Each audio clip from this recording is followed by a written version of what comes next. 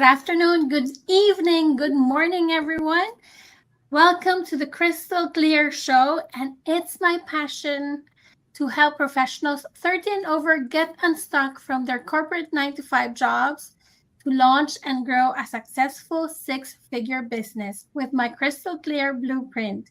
Today's guest on our 26th episode in Unlocking the Secrets to Holistic Health is none other than Dr. Diedre Rowe. I'm sorry. She is a pediatric hospitalist, medical director, and integrative nutrition health coach. She is the founder and CEO of Atlanta Wellness Consultants.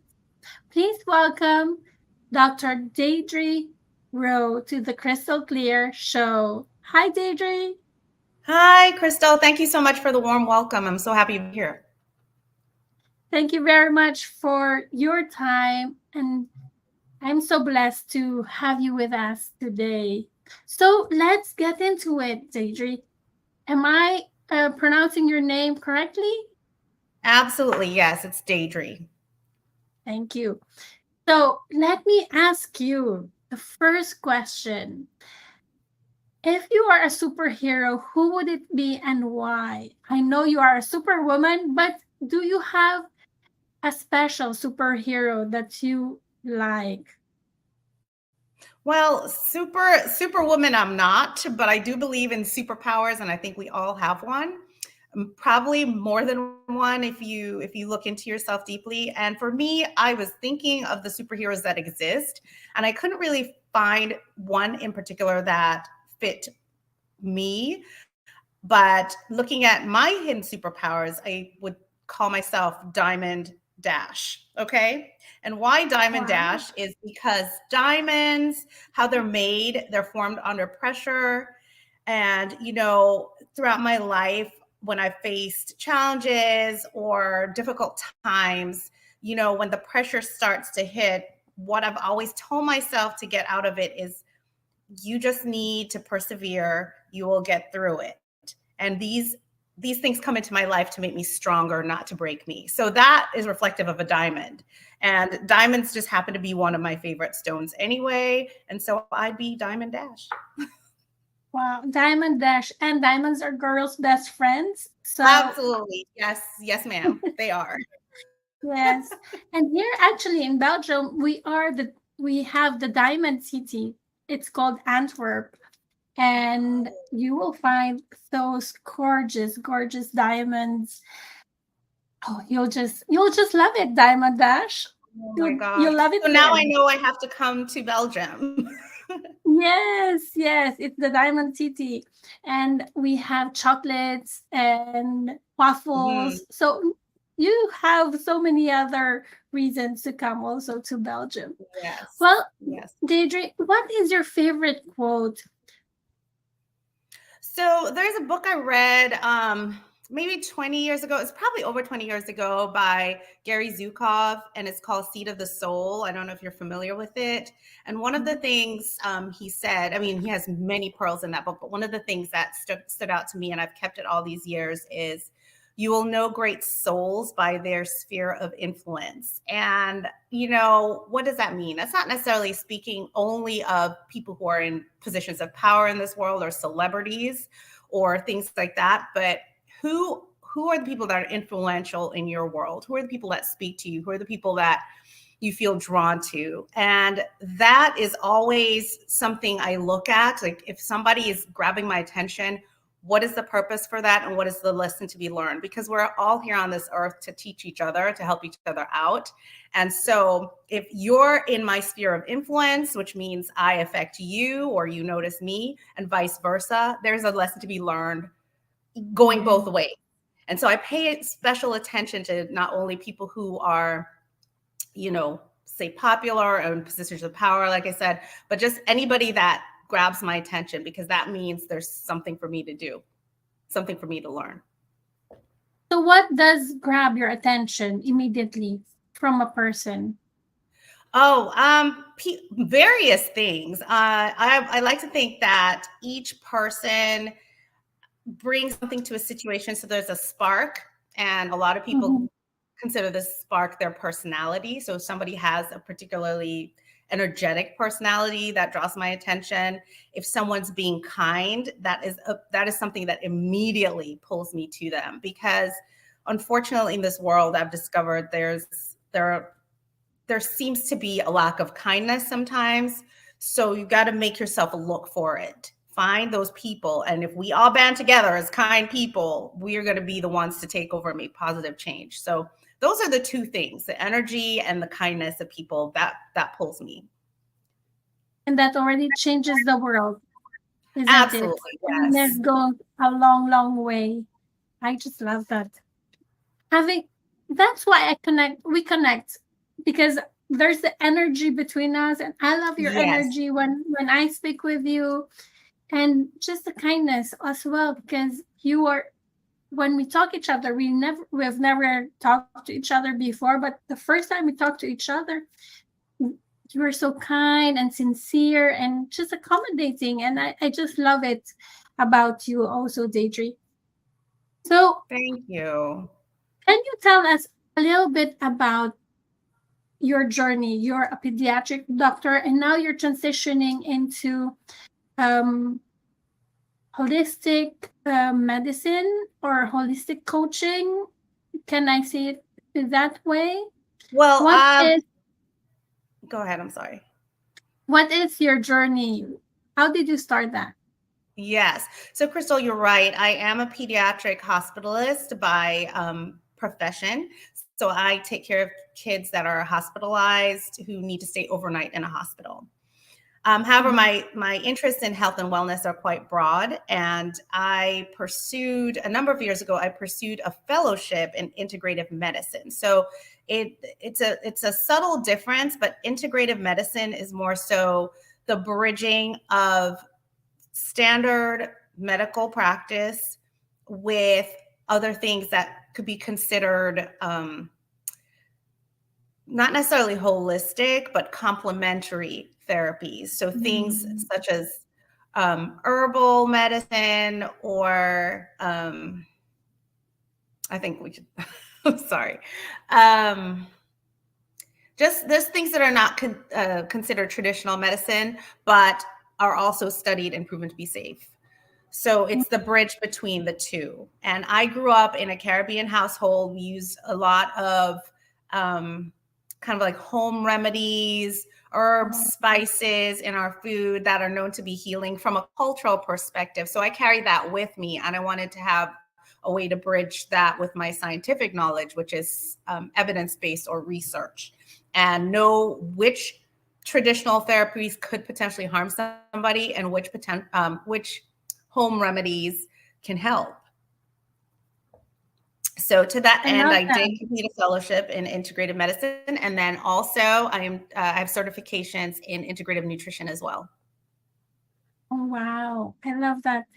And so, when you take care of kids and when you interact with their moms, if, for example, how could they apply this into integrative medicine? I'm sorry, I'm just murdering this word. No, integrative. It's okay. Integrative, yes. Yes. So, interestingly, the reason why I pursued integrative medicine, in addition to my traditional training in the first place, is through conversations with parents. They would ask me questions whenever I'd taken care of a child that's ill. So we have made sure the child is safe, made sure the child has the appropriate medications and they're getting better. But I'd have these conversations with parents, and they'd say, well, when we get home, we take X, Y, and Z therapy that grandma made, or we use these kind of tinctures because we think it's good. What are your thoughts on that? And I would have no thoughts because I didn't know about these things. I've never heard of some of the things. And so I said, I need to create a way that I could speak the same language as these parents and also understand what they're telling me, so that I can say, hey, you can give them peppermint tea for their tummy ache, that's fine, but you shouldn't really be giving them these certain other things that could be harmful, and that's just an example for me to know what home remedies that you and I take every day in our households are basically harmless and won't hurt, versus which things maybe we need to step back and say, hey, these may not be good for children, or these may not be good for me.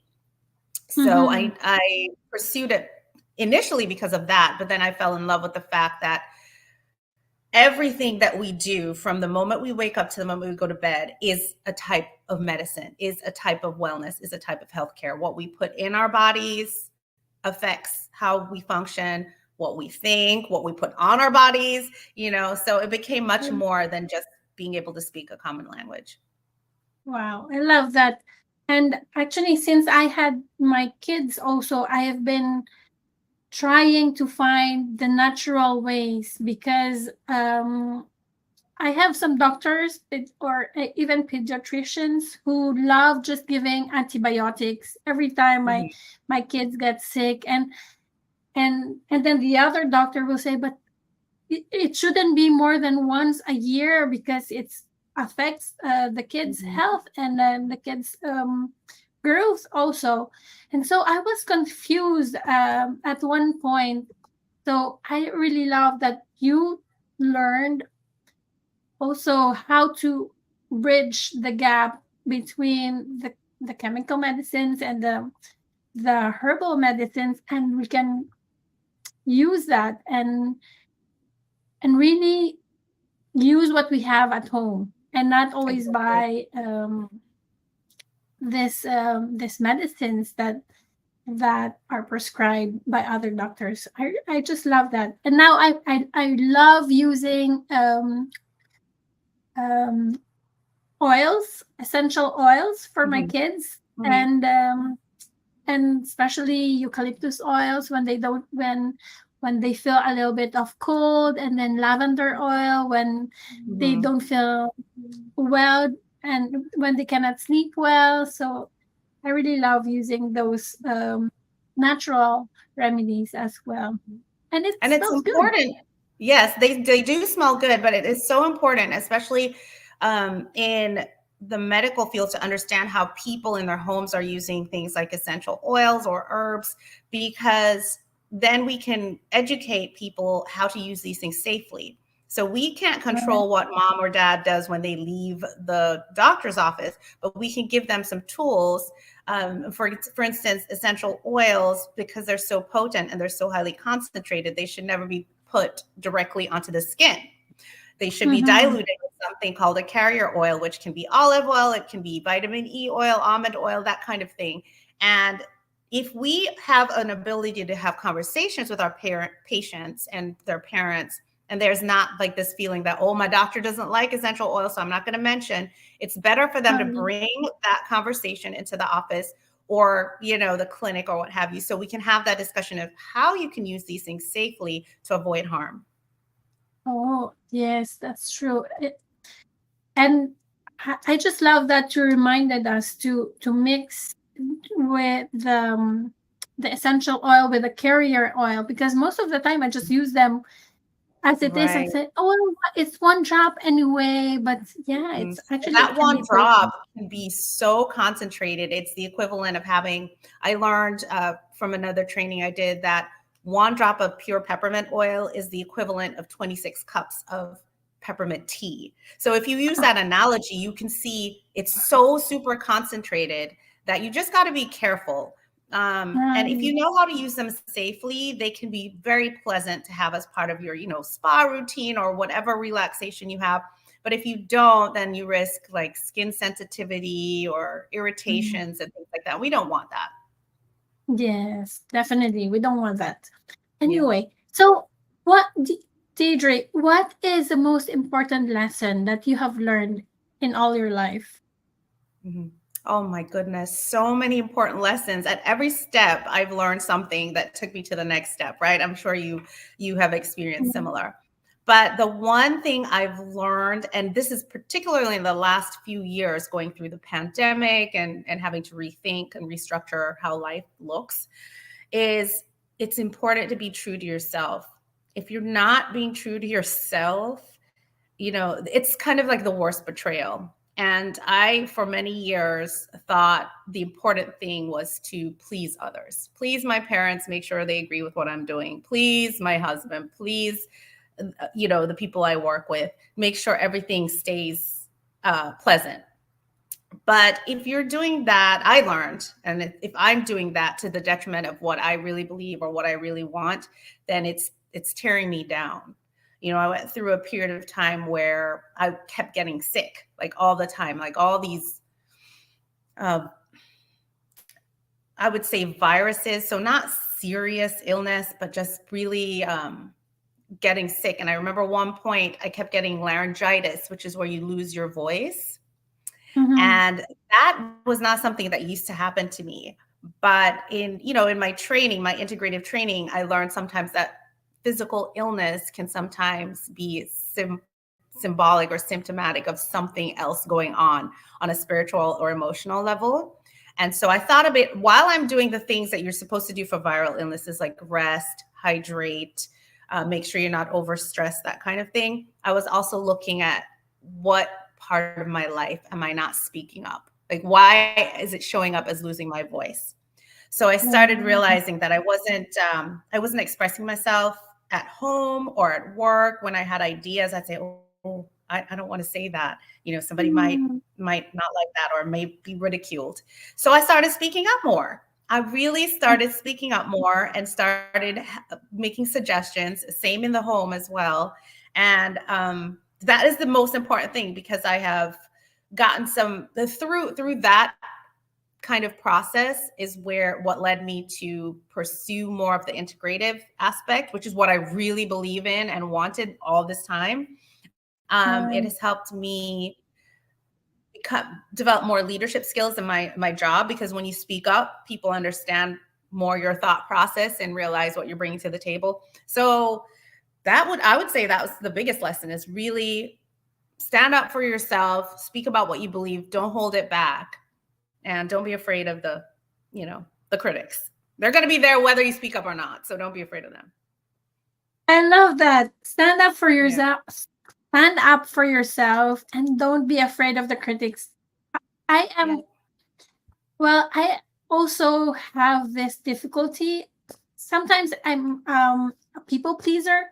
So I'm just afraid that I will be criticized. And growing up in the Philippines, my uncle and my aunt would bully me, and they will say, "Oh, you have big hands. What big hands you have? Oh, you have big feet." Well, I have those because I have my father's hands and feet. So, but then it was kind of like demeaning to me. So I felt so small, and growing up, I wanted to please everyone and just do my best. But then there was a time I said, no, I'm just going to do what I do best, and just don't care about what they think, because I know that I am a person of integrity, and that what I do is I do it in my full potential and my ability. So I will just do my way, and not think of what other people will think. But sometimes it's just debilitating when you think of what others will think, and the criticism, and especially if you grew up in that scene also. So it's really difficult for you to get out of that comfort zone. But yes, it's really important to stand up for yourself, be true to yourself, and use the God-given talents that God has given to you, isn't it? It's absolutely, just yes. important, because people will love you and will hate you, and it's just them. You can never I can never please everyone, and I have just accepted that. And so now I feel free, and I love what I do, and I'm happy with what I do. And it's more, that's the most important thing, isn't it? Be happy with what you do and Yes. just love and give value to everyone, to people around you. Right. And you never know if you are the only voice that has that message. And if you don't say it, the world misses the entire thing. So that I keep that in mind too, don't think of what the critics would say, but think of the person that actually needs to hear what you have to say. And if you hold yourself back, your message is not received by the people who need it. I love what you said. Don't think of the critics, of what the critics will say, but think of the person who needs to hear what you have to say. That's right. That's right. It's really good. Wow. Okay, so has failures shaped your life, Deidre? Yes, absolutely. And I've had things that I considered failures, but I tend to reframe it, because if something isn't working, and this is because of my faith, really, if something isn't working, it's probably not meant for me, or it's not meant for me at this time. And the reason how I've got to this point is that there was a time in my life when I was young, late teens, early 20s, that if things didn't go my way, I would push and fight and yell and get upset and get angry. Why isn't this working out? And try to manipulate situations to go my way, and thinking that that's the way to achieve goals.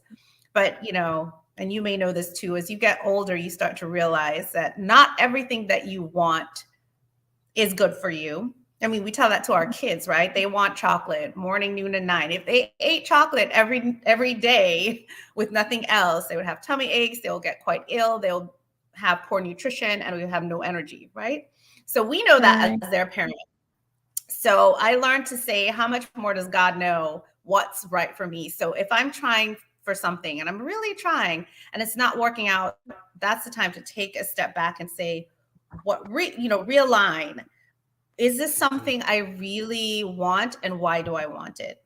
And just take a look at it, and then I pray about it also and ask God to guide me. So my faith really does help me when I approach what I call failure, because now in my 40s, I don't believe there is anything named failure. It's just a Mhm. redirection, or it's just a warning, or something to let you know, hey, this is not right, whether it's for now or ever. It's just not right. You need to redirect. And then we're empowered to redirect our own journey. We're in charge of that. Wow. I just love when you said, how much more does God know what's best for me? It's just a redirection or a warning, this failure. Yes. It's Yeah. true. But a lot of us, when we face failure, we just stay there and we say, life is so hard, life is so unfair. But Yeah. if we look at it this way, life is so good, because I Yes. have this God who is looking out for me and is Mhm. directing me to the best way and to the proper way, and who's opening doors and closing doors for me, so that I will not be astray, so that I will be able to Yeah. do what He wants for me to do. Exactly. And I mean, how many times in our lives, right? I can think of several things that I really wanted so bad. And then I look back now and I'm like, oh, thank God that didn't work out. There, we just can't see right in the moment the big Mm, picture. But, from a faith perspective, if you believe that there's something bigger than you looking out for you and that can see around those corners, you tend to trust right. more and relax and not look at failure as such a bad thing. But, you know, you start looking for Yeah, solutions, you know? indeed. It's true. And even Thomas Edison failed 10,000 times. So who are we not to fail? There you go. Exactly. And in fact, every leader, if they, as long as they're honest with themselves, have failed at something. Every Yeah, person who is the lead expert in something has failed at one point or another. So, definitely. Agree with that. So would you say that you are now successful in your work and in your life, Deidre? So I would say I am successful. And, it depends on how you define success. So success is, for me, is setting goals and achieving them. And I'm at a point in my life, I guess you would call it midlife, late midlife, where I can look back and say, hey, the goals and dreams that I set up for myself when I was younger, even elementary school to high school to college, I've achieved those goals. So in that sense, I've been successful. But don't you know how life is? As you go along, you start looking for the next thing. You start looking for the next challenge and the next opportunity. So that at this point in my life, that's what's setting the stage, is that I have accomplished what I set forth to accomplish before I even knew I could do it. So now that I know that I can achieve goals, what's going to be my next step? What's going to be what am I going to reach for this time? So it's almost like starting from the bottom again as I branch out into this new world for me with basically integrative wellness, and trying to help other women who are in my position start to take care of themselves and take ownership of their lives and their journeys. So that's a new thing for me to do. And, I know that I have the tools to be successful. So, because I've done it already in my medical career. That was one of the biggest things, second only to having my children, that I've achieved and done well at. So. Right, definitely. Yes, you are definitely successful already, but I'm just so impressed when you said, "What am I going to reach for now? This time." Mm-hmm.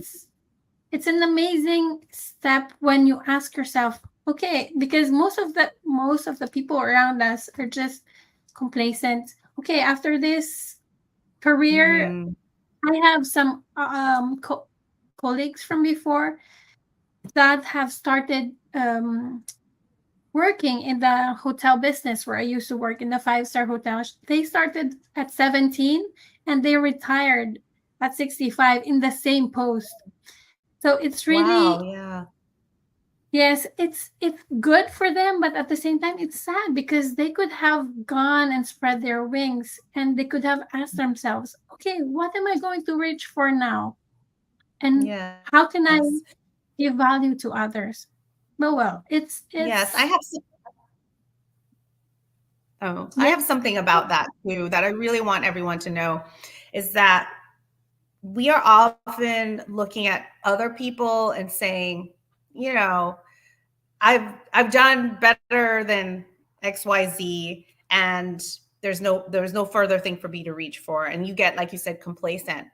But I would Mm-hmm. offer, um, what what am I holding myself back from? So ask yourself that question, because there's always, as long as you're breathing on this earth, there's something that you can contribute. So if you feel that if somebody feels like they have done all they need to do on this earth, I would offer that they question that, because we're here on this journey until we accomplish what we came here for. And if we're still here, we are not done yet. And I feel really strongly about that, because not everybody gets another day. The fact that we're talking on this camera, we got another day. So what are we doing with it? The time is valuable. And so I would just challenge your audience, if anybody's feeling like, oh, that's it, nothing else to do, let's just sit back, challenge yourself. Is there anything that you're holding yourself back from? Is there anything you'd like to do, but you feel it's too lofty? And if there's something in your heart, even if it's something like, I need to call that friend from 20 years ago that we kind of had a bad discussion and it ended on a wrong foot, and I want to create reconciliation with that person. That could be life-changing. A phone call could be life-changing. So don't give up and think you've done it all, because if you're breathing, there's more to do. That's just Oh it. wow. Yes. Wow. Now I'm thinking, who's my friend? I mean, I need to call on to. Well, it may be that, it may be something else, but nothing too small and nothing too large to accomplish. True. That's true. And time is valuable. I love when you said time is valuable. The fact that Yes. we are here breathing and it's a new day for us. What's next? What are you Mhm. what how can you give value to others? What do Yes. you do now to help others? And what do you do now to challenge yourself? We are Absolutely. almost in the end of our show, Deidre, and I'm so grateful for your time. I have so many golden nuggets that I have noted. Do you have the three best practices, and can you give them to us so that we can implement them daily and immediately to be successful? Yes. Oh, in terms of being successful, okay. Three Or best whatever. practices. Yes. Well, I can give you three best practices for your wellness and three best practices for success. So, to answer your question, three best practices for success is one, you don't give up, right? Two, you reframe any challenges. So reframe it however you can to get through it. Don't just give up. And three, don't be afraid to ask for help. I didn't spend any time talking about that earlier in the discussion, but that is one thing I know it's challenging for a lot of people. Don't be afraid to ask for help, because when you ask for it, it will present itself. I have lived that. And then really Ask quickly and for your you shall wellness, receive. oh, Ask no and you problem. shall receive. I'm sorry, I didn't hear that part. Oh, sorry. Well, I said, "Ask and you shall receive." It's in Absolutely. the Yes. That's biblical. yeah, Absolutely. And yes, three and wellness the tips for three everybody. Yes. The yes, three wellness tips for everyone is it's very simple.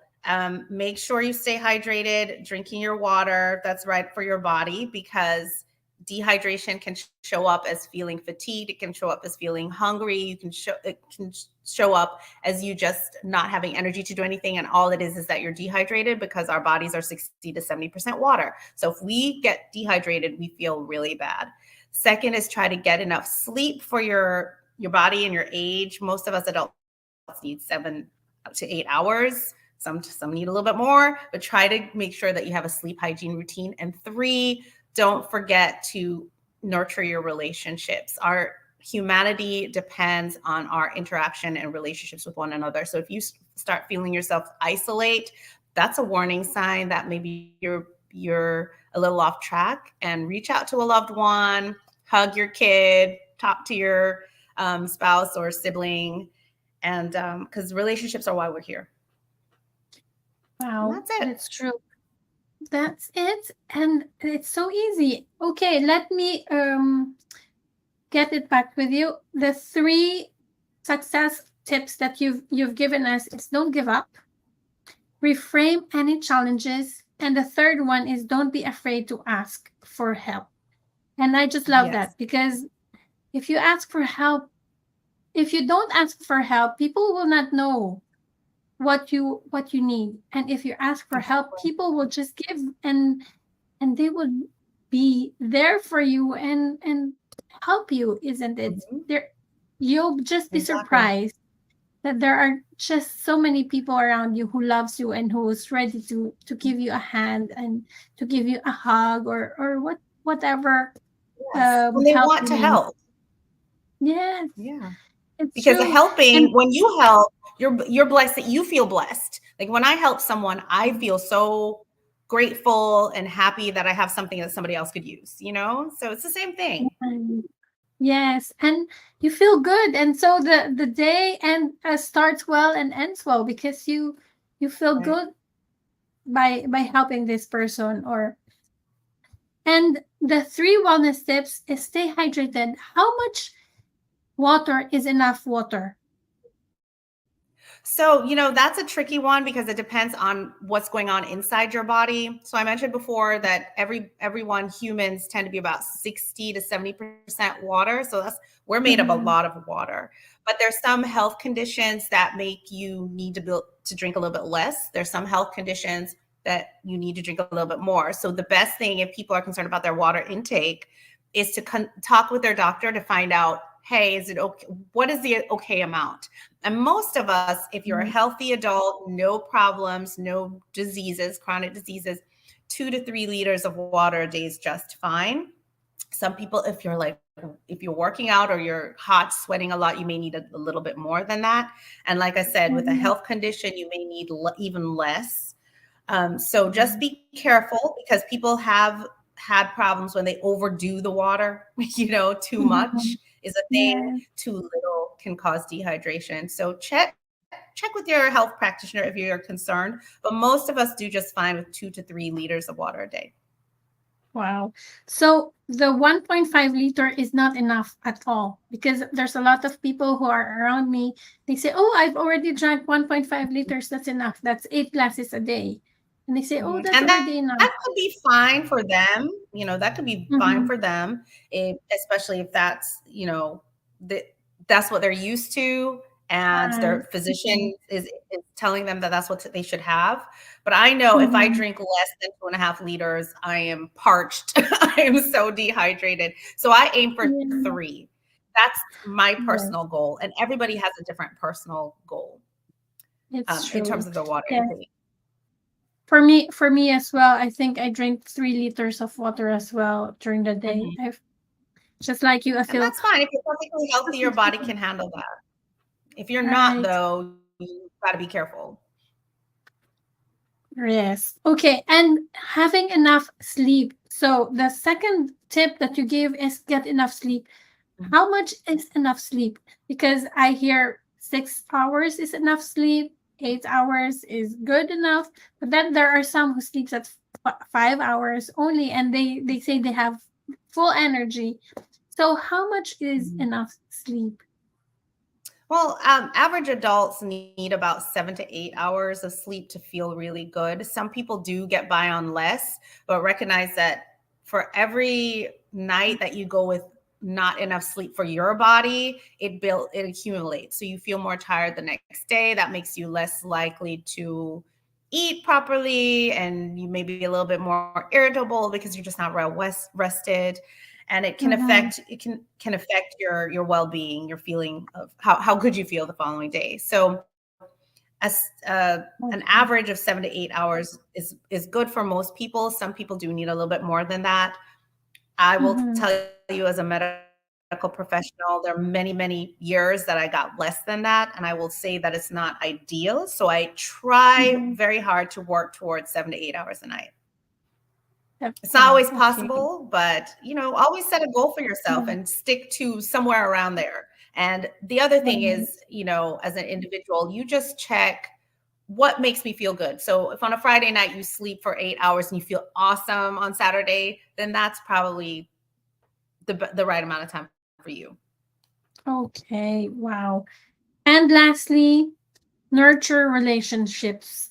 That's really Yes. interesting because short story, I go to a gym, and there's a lady who's 93 years old, and she's still so very active. And I ask her what's her secret, and she says, actually, my secret is going to this gym, the interaction with people, and having relationships, friends to look forward to. Oh, I'm going to meet this person. So it's really Yes. very helpful to for everyone to have good relationships and Yes. go out there and socialize. And I was so surprised that this 93-year-old lady is just so energetic and so alive, and because she's nurturing relationships and she's taking care of her body at the same time. Yes, yes. And, as human beings, we are social creatures. We depend on each other. And not to say that you don't need your alone time and your reset time, because I'm one that likes to rejuvenate by myself, just get a little bit of alone time, which is perfectly fine. But Right. overall, we do need that human interaction to feel good about ourselves, to feel good about our environments, to feel safe. It's something that's built into us as humans. And it's something I learned in the study of integrative nutrition as well, that we don't just have food to nourish our body physically, but our relationships are a form of food, if you will. It nourishes our, emotional well-being. Wow. Yes, definitely. That's really good. Nourishing our body, but also our whole being, body, mind, Yes, and spirit always goes together, isn't it? they all go together. Yep. Yes. Wow. Thank you very much. We are in the end of our show, Deidre. Thank you You're so welcome. much for being a guest in my podcast. And as always, one last request. I ask my guests to give one crystal clear gem that you can share with our viewers if ever they have missed everything that we have talked about the last 40 minutes. Is there one crystal clear gem that you would like to remind our viewers? Okay, yes, absolutely. The sum of it all is the key to success lies within you. You have all the answers in yourself. You just got to take the time to look and find them. And then once you've identified what they are, look out there and ask for help. The help is out there, but you have to ask for it. Oh, yes.